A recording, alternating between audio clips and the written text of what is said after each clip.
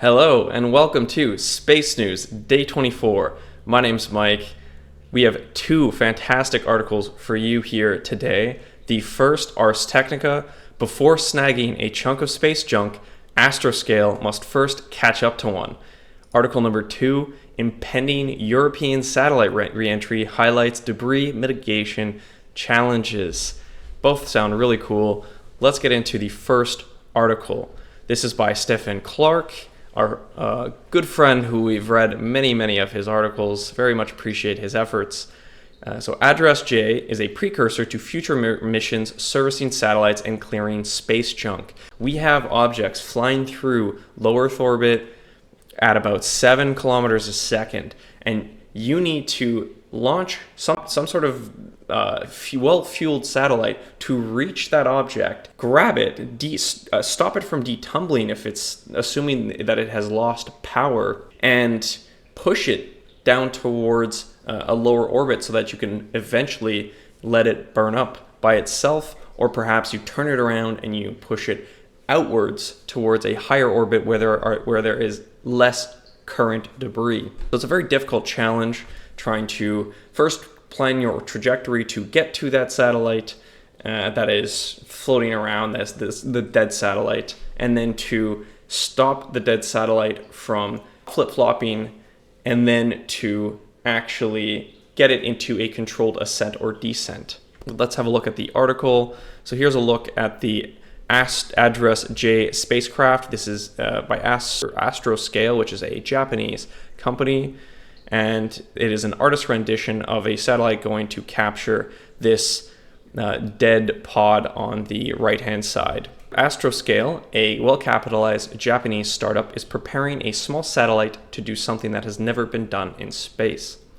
This new spacecraft, delivered by Rocket Lab on Sunday, 3 days ago, 18th, will approach a defunct upper stage from a Japanese H-2A rocket that has been circling Earth for more than 15 years. So this rocket was launched back in 2009 and has probably performed its mission admirably for 5-6 years and then died. Over the next few months, the satellite will try to move within arm's reach of the rocket, taking pictures and performing complicated maneuvers to move around the bus-size H-2A upper stage as it moves around the planet at nearly 7.6 kilometers per second. My question is, why was this satellite unable to deorbit itself? These maneuvers are complex, but they're nothing new. Military satellites from the US, Russia, China also have capabilities for rendezvous and proximity operations, or RPO. That's a cool acronym. We're going to store that one in the mind bank. But as far as we know, these spacecraft have only maneuvered in ultra-close range around so-called cooperative objects. So if you think about the International Space Station, they will have these very large arms that the incoming spacecraft will have a mating arm to, and they will connect. For the space shuttles, when they want to transfer astronauts, they likely have a set of first interlocking elements, followed by that second airtight interlocking element, such that the astronauts can pass through between spacecraft. The difference here is that the H-2A rocket is uncontrolled and therefore spinning in a slow tumble, and was never designed to accommodate any visitors. So if we have a look at this spacecraft, there's no point on its exterior body that would allow for a incoming satellite to go and grab it. Japan left it in orbit in January 2009 following the launch of a climate monitoring satellite and didn't look back. So Japan launched a second satellite and then stopped, but launched a climate monitoring satellite, and the rocket itself just hung out in the same orbit-ish that the satellite was in.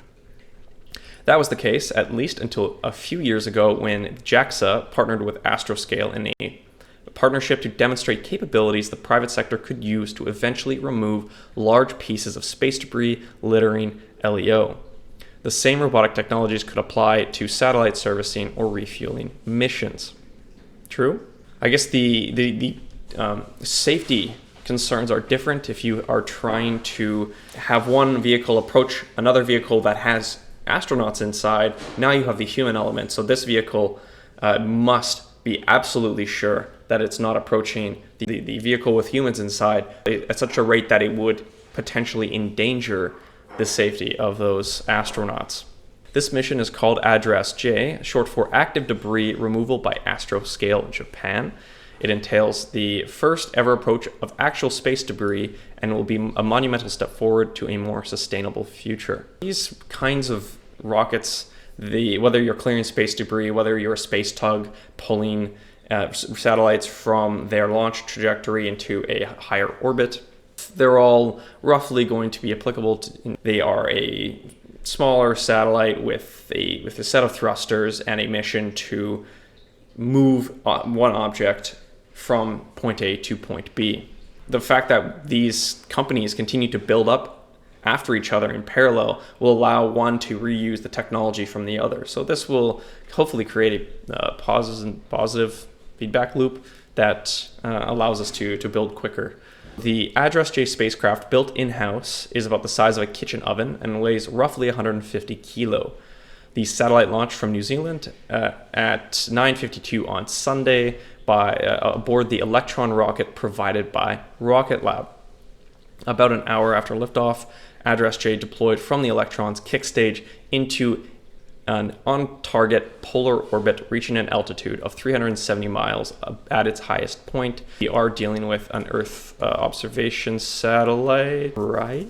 It's very likely that the satellite that was launched from this rocket was a Earth observation satellite that was probably in sun-synchronous orbit, which is a special type of polar orbit.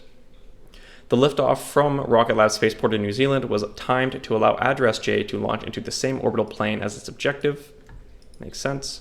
That was pure promo, not much information. Address-J will fire thrusters to match orbits with the H-2A rocket as soon as next month, and it could be flying within about 100 meters of the abandoned upper stage. Astroscale engineers will initially rely on ground-based tracking data to pinpoint H-2A's location in space. Once in closer range, Address-J will use visible and infrared cameras along with laser ranging sensors to transition to relative navigation mode. These sensors will measure the distance, closing rate, and orientation of the upper stage. Before the satellite even comes into visual contact with the rocket that it's trying to chase, they will be using land-based information to know or where that the rocket currently is. Once that satellite actually gets to within visual range, it will start using relative navigation mode or a couple of cameras, some laser ranging sensors to precisely maneuver themselves with their onboard thrusters closer and closer to the dead rocket. Astroscale officials view the switch from relying on ground tracking data to onboard relative navigation sensors as a crucial moment for the Address-J mission. It will circle the rocket to assess its spin rate. Why would it need to circle the rocket? Why can it not stay in one position relative to the rocket and use cameras and machine learning to assess the spin axis, and the condition of its structure? I guess it depends on how fast the rocket is detumbling. If it's very slow, then this satellite would need to wait for a very long time for this rocket to turn over. But I don't think that must be the case, because otherwise, how is this not easier than having your satellite do like a full rotation around this dead vehicle? Since the relative velocity is zero, like this satellite and this dead rocket are traveling at roughly the same velocity, you could imagine that they're stationary objects, and then you just have one object move around the other. Perhaps that simplifies the math and makes it a worthwhile maneuver from a safety point of view. This is the crux of the challenge for the Address-J, because the rocket is unpowered and therefore unable to hold position. The upper stage also lacks laser reflectors and targets that would aid in approaching spacecraft. If you were trying to approach a spacecraft, ideally it would have collaborative features that would not only allow you to grab it, but that would also allow you to use your onboard technology to better assess its attitude and distance from your approaching satellite. This will mark the conclusion of the JAXA-supported portion of the Address-J mission, so there will be no arm that actually goes and grabs the rocket. They're really just gathering data, and they're targeting to go closer, maybe 1 to 2 meters away from the object. Connected to the second stage of the Rocket Lab Electron rocket, this is the connection point between that and the decoupler and the Address-J, and then this is the Address-J. On all of the above strategies, so U.S. Space Command said in December that the population of space debris in orbit has increased by 76% since 2019 to 44,600 objects. The uptick in space junk is primarily due to debris-generating events such as anti-satellite tests or occasional explosions. This goes back to that the announcement that the Russians were looking into anti-satellite or ASAT technology last week. This was big news coming out of the U.S. Congress. One of the congressmen that was chair of the Intelligence Committee was asking Biden to declassify all this information so that it could be pushed to the public. The number of active satellites has also increased to more than 7,000, driven by launches of mega constellations like SpaceX's Starlink internet network. All right, so I'm going to move on to, it's already 15 minutes, the next article, which is Impending European Satellite Reentry Highlights Debris Mitigation Challenges. So, similar topic to what we just covered. Here's a look at a European mission from back in the day. This was launched in 1995 and will re-enter in an uncontrolled manner on February 21st after being decommissioned more than a decade ago. The impending re-entry of a defunct European satellite serves as a reminder of the hazards posed by existing objects. If satellites don't have a way for extra propulsion for them to push themselves into a trajectory that would allow them to land, let's say in a dead spot in the ocean, then you're going to have debris floating around that will eventually, hopefully, burn up. But if it doesn't, portions of it will burn up, and the portions that don't will be at risk of landing on the heads of any of us here on Earth. The ERS, or European Remote Sensing 2 satellite, is expected to re-enter on February 21st after nearly 2 decades in orbit. The latest update by ESA predicted the satellite will re-enter at 11:32 Eastern with a margin of error of plus or minus 4.61 hours. So that's 3 hours away from the time of recording. I'm very curious to see how this turns out.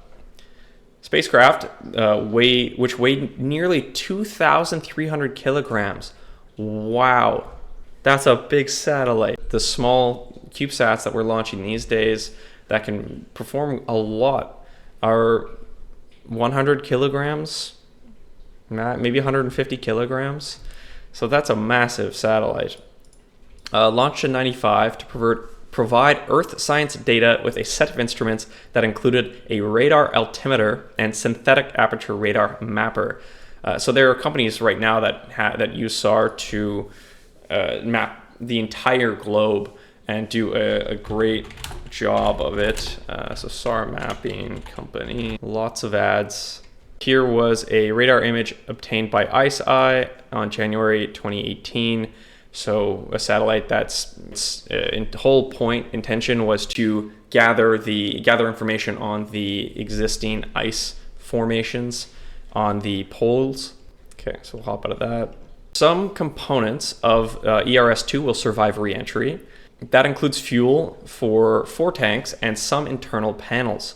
The largest single component expected to survive re-entry weighs 52 kilograms and is the SAR antenna. There's an antenna that weighs 52 kilograms. I wonder why that device specifically is going to survive re-entry. Whatever survives re-entry is very likely going to be metal, and it is very likely going to be dense, so that the outer portions of that object will burn up during re-entry, but those outer portions that are burning up are being sacrificed for the internal portions, which will stay intact. The risk of falling debris injuring someone is extremely low. It's less than being hit by lightning by like thousands of times. and that there are no radioactive materials on board. When the ESA decided to end the ERS-2 operations in 2011, it used the remaining propellant to lower the spacecraft's orbit from 785 to 573 kilometers, which will push it closer and closer to burning up sooner. So that makes sense.